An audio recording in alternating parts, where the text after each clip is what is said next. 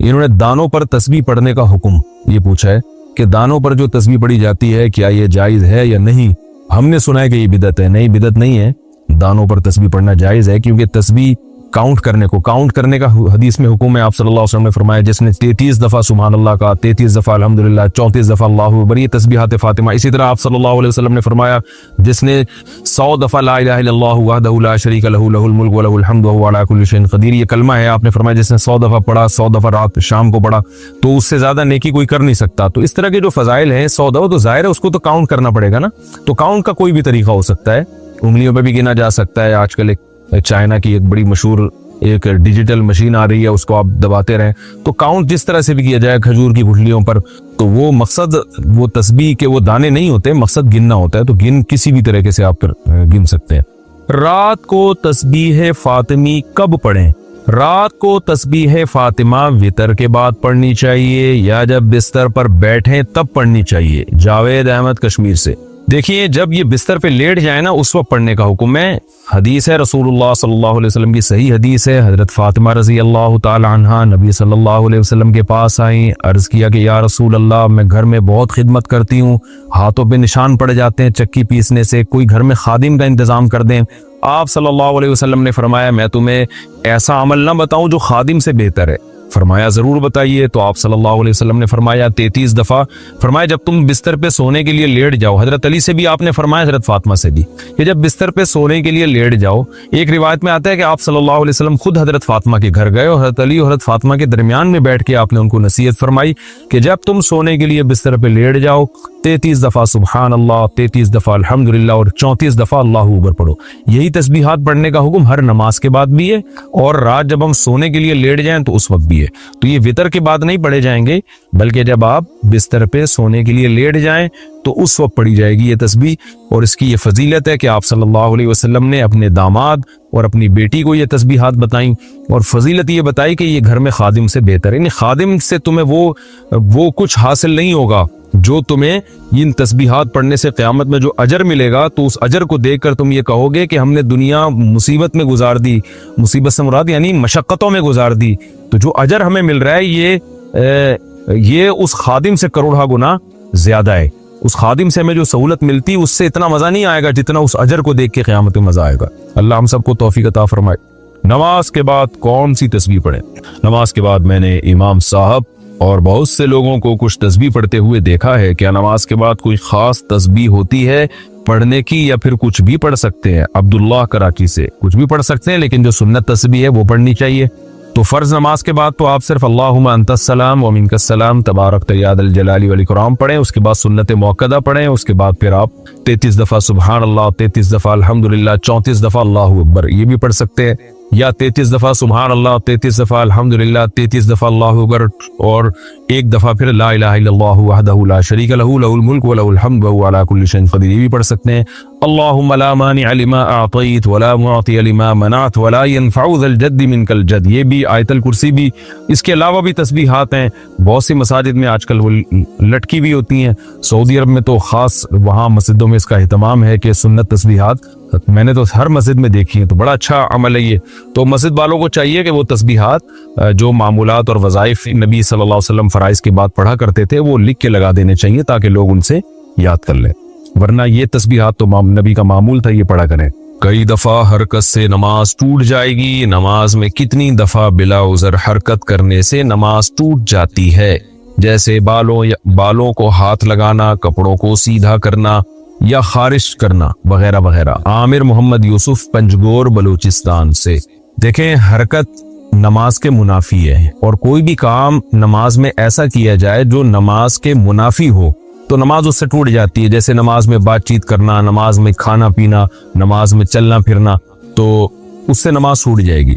तो इस पर तो पूरी उम्मत का इजमा है, लेकिन यानी इसके लिए तो दलील की हाजत नहीं है, क्योंकि ये इजमाए उम्मत से साबित है कि नमाज में नमाज के अगेंस्ट कोई काम करने से, नमाज के मुनाफी कोई काम करने से नमाज टूट जाती है। लेकिन अब कितनी हरकत करने से टूटती है इसके बारे में कुरान और सुन्नत खामोश है।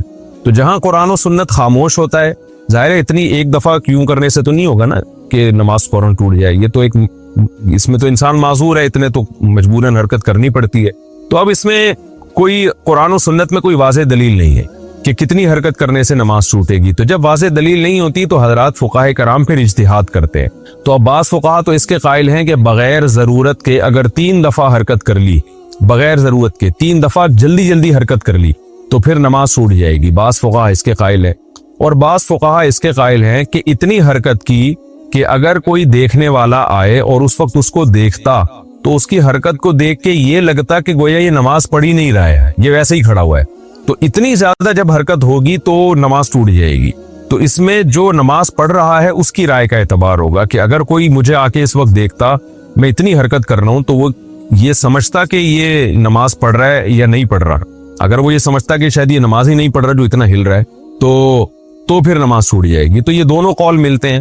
گنجائش اس دوسرے قول میں ہے کہ اتنی حرکت ہو کہ دیکھنے والا سمجھے کہ گویا یہ نماز ہی نہیں پڑھ رہا، تو پھر اس میں کوئی مقدار متعین نہیں ہے، بس بہت زیادہ حرکت ہوگی کہ دیکھنے والا یہ سمجھے تو ہم یہ کہیں گے نماز اس کی ٹوٹ گئی ہے. اور پہلا جو قول ہے جس میں ہے کہ 3 دفعہ جلدی حرکت کی، وہ قول سخت بہت ہے، اس میں مشکل بہت ہے، لیکن احتیاط اسی میں ہے. تو بہتر یہی ہے کہ حرکت ہی نہ کرے تاکہ اس مسئلے میں پڑھنے کی ضرورت ہی پیش نہ آئے نا. ہمارے حضرت فرمایا کرتے تھے نمازی کو چاہیے پہلے جتنی جہاں کھجانا ہے نا تسلی سے کھجا لے، ہلے اتنا ہل کے تھک جائے پھر کھڑا ہو. بہت سے لوگوں کو دیکھا ہے نماز سے پہلے سکون سے بیٹھے ہوتے ہیں، جیسے ہی نیت باندھیں گے ایک دم ہلنا شروع ہو جاتے ہیں، پتہ نہیں ان کو کیا ہو جاتا ہے، ایک دم حرکت کرنا شروع ہو جائے گی. تو تمیز سے نماز پڑھنی چاہیے انسان کو. تو ایسا کام نہیں کرنا چاہیے جو نماز کے منافی. ہاں کوئی بہت ضرورت ہے تو پھر جلدی سے حرکت کر کے وہ ختم کر دے اس کو جو خارش ہو رہی ہے، تاکہ نماز میں اس کا دھیان نہ بٹے. بعض دفعہ خارش ہو رہی ہوتی ہے سر میں یا کہیں چہرے پہ، اس طرح سے اس کو کوئی الجھن ہو رہی ہوتی ہے، اگر وہ نہیں کھجائے گا تو نماز سے دھیان ہٹتا ہے. تو اس میں تو ٹھیک ہے جلدی سے حرکت کر لی. یا کوئی نمازی کے آگے سے گزرنے کی کوشش کر رہا ہے اس کو ہٹا لینا چاہیے. تو اس طرح کی حرکت جہاں ضروری ہو وہاں تو بالکل جائز ہے، لیکن جہاں ضروری نہیں ہے تو 1 دفعہ بھی حرکت نہ کرے. اور اگر 3 دفعہ حرکت کر لی ہے تو احتیاط اسی میں ہے کہ نماز لوٹا لے، لیکن نہیں لوٹاتا تو بھی امید ہے کہ نماز انشاءاللہ ہو جائے گی، کیونکہ دوسرا قول بھی بہرحال موجود ہے. لیکن گناہ بہرحال ہوگا، یہ خوب ذہن میں رکھیں کہ بار بار بلا وجہ حرکت کرنے سے نماز کا خشوع و خضوع بھی خراب ہوتا ہے اور گناہ بھی ملتا ہے. یہ اللہ کا حلم ہے کہ اللہ سمجھاتا بہت ہے، لیکن سزا کے لیے اس نے ٹائم آخرت ہی کا رکھا ہوا ہے. فرمایا ما یاتیہم من ذکر من ربہم، جب بھی ان کے پاس ان کے رب کی طرف سے کوئی نصیحت آتی ہے، استمعوہ، یہ اسے سنتے بھی ہیں، وہم یلعبون، لیکن اس پر دھیان نہیں دیتے.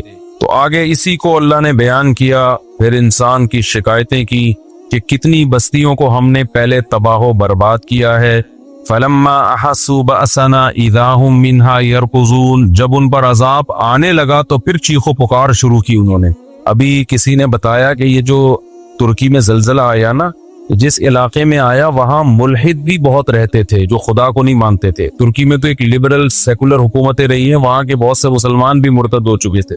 تو کہتے ہیں جیسی زمین ہلی ہے نا، ایک ملحد جو اللہ کو نہیں مانتا تھا زور سے کلمہ پڑھنے لگا، لا الہ الا اللہ، لا الہ الا اللہ.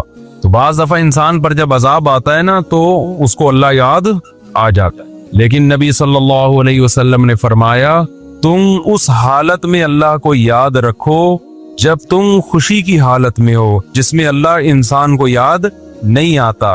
یعرف کا فی الشدہ، تو مصیبت میں پھر اللہ تمہیں یاد رکھے گا.